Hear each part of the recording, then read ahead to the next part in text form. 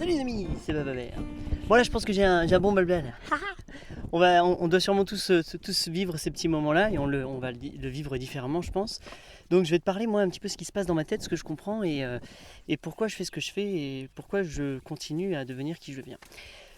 Comme tout humain, j'ai l'impression, je me frustre sur des trucs, il y a des choses qui vont pas comme je voudrais qu'ils soient. Donc là, par exemple, en l'occurrence, ça doit être, je dois aller faire un voyage, ça prend 60 bornes. J'ai pas du tout envie de prendre la route pour aller faire des bornes, mais je dois aller chercher de la sûre pour nos toilettes sèches, etc. C'est la recharge, j'y vais avec ma remorque, je remplis à la main, c'est super, boum, je file 10 balles et je rentre, c'est un bon chemin. Mais à chaque fois, ça me gêne parce que je dis, je fais que ça, moi j'aime pas faire qu'un seul truc, je vais c'est beaucoup de routes juste pour ça, bon. Est-ce que je peux faire mieux? Et là, ouais, effectivement, mieux, je dois aller chercher au même moment, passer sur le chemin, voir des amis et prendre leur bétonnière et tout ça. Bref, une petite loupe qui va me prendre, allez, 2-3 heures de ma journée, boum, mais qui vont grandement me soulager d'un truc, me rendre ma vie encore plus formidable parce que c'est sur ma liste de choses et je le fais pas, je le repousse et tout, et je trouve les trucs, et je commence l'idée est associée à quelque chose de pénible, genre de frustrant, il faut que j'aille faire la sûre. Donc j'ai dû le dire 60 fois depuis, je crois que ça fait 2 mois que je dis ça, et je l'ai toujours pas fait.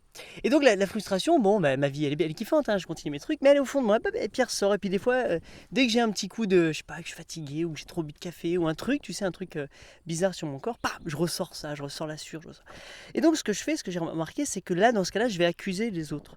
Je vais montrer du doigt les autres personnes, et là, donc là, ça va être mon épouse, tout de suite, c'est de sa faute, parce qu'elle m'aide pas, parce qu'elle est pas en train de l'organiser avec moi, parce que si, parce que ça. Puis sinon, ah ouais, mais c'est parce que mycélium, sinon j'ai jamais le temps, parce qu'il faut que je sois rentré à 4 heures. Et puis sinon, ah bah non, c'est les amis, parce que je sais pas s'ils sont dispo, puis c'est bizarre. Et puis sinon, c'est le truc de sûr, parce que.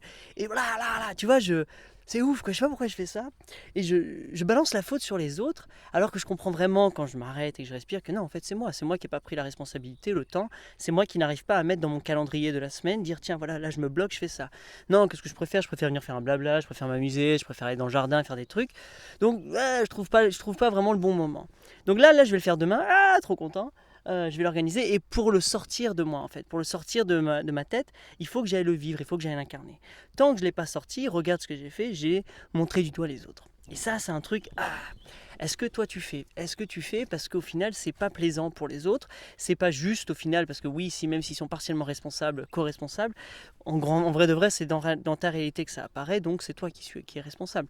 Donc dans ce cas-là, c'est moi qui suis responsable de ça. C'est à moi de changer les choses. C'est à moi de prendre ma voiture, d'appeler la Siri, de faire bim bim bim. C'est très très très facile, mais c'est à moi de le faire. Et c'est comme si inconsciemment je voulais que d'autres personnes le fassent pour moi, que ce soit déjà fait pour moi. Et je pense que c'est là aussi les parents nous ont beaucoup servi à ça pendant longtemps, c'est que les choses étaient faites pour nous, les inscriptions, les papiers, les trucs. Puis à un moment, c'est à nous de le faire. Et d'accord, c'est tout ça. Et après, tu trouves quelqu'un pour les faire pour toi. Et tu as vachement de mal à le refaire. Donc tu veux tout le temps que sur certains trucs. Il y en a, c'est le ménage, il y en a, c'est le massage, il y en a, c'est les papiers, les comptes. Chacun va employer la mécanique, chacun, le babysitting, tous ces trucs-là, tous ces jobs qu'on embauche d'autres humains pour le faire à notre place. Parce qu'en fait, on ne peut pas le faire. Donc c'est cool. Ou alors qu'on veut faire quelque chose d'autre et donc on se libère de ça. Ça, j'adore. J'adore penser comme ça à cette relation entre les humains. Qu'est-ce qu'on fait? Pourquoi on s'embauche? Qu'est-ce qu'on fait quand on s'embauche? Qu'est-ce que je fais à un humain quand je l'embauche, quand je lui achète quelque chose, quand je demande son service C'est ouf, quoi. Je lui demande service, je lui demande de faire quelque chose que soit j'ai pas envie de faire, soit je sais pas faire. Moi, je trouve ça magnifique. Et merci. C'est quoi la compensation? Boum, voilà, on échange. Je trouve ça absolument génial.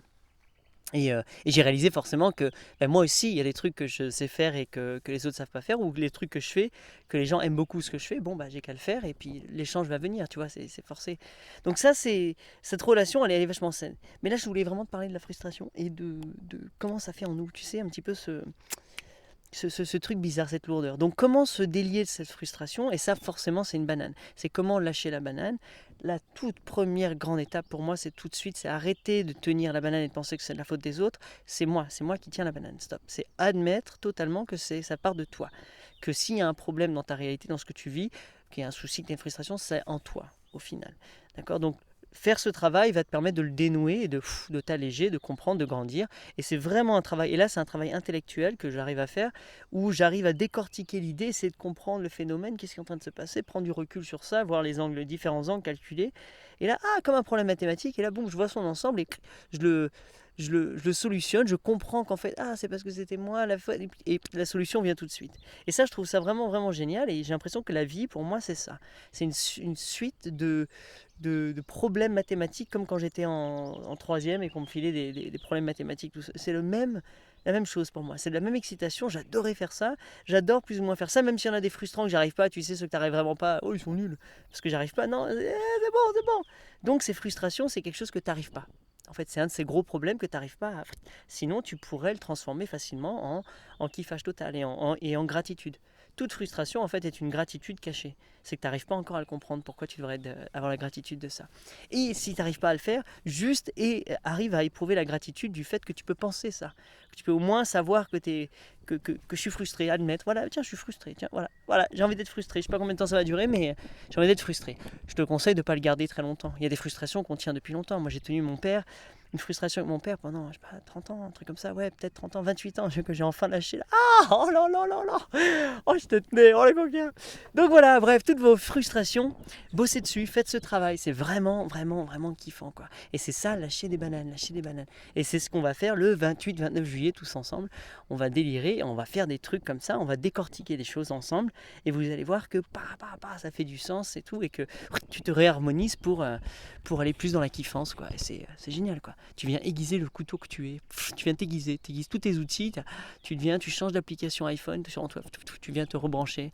Tu fais chez le mécano, tu ferais quoi? Ce serait un contrôle général, mais en fait, ce serait j'entretiens un entretien global. Peut-être non, c'est un tuning là que je te fais. C'est un tuning quand tu maîtrises le lâcher de banane. C'est un tuning, c'est un aileron bien stylé derrière. Ou un pot d'échappement qui fait bouf, bouf, bouf. J'adore les mecs qui mettent de la thune dans ces trucs, dans les jantes. Ils se font plaisir, les coquins.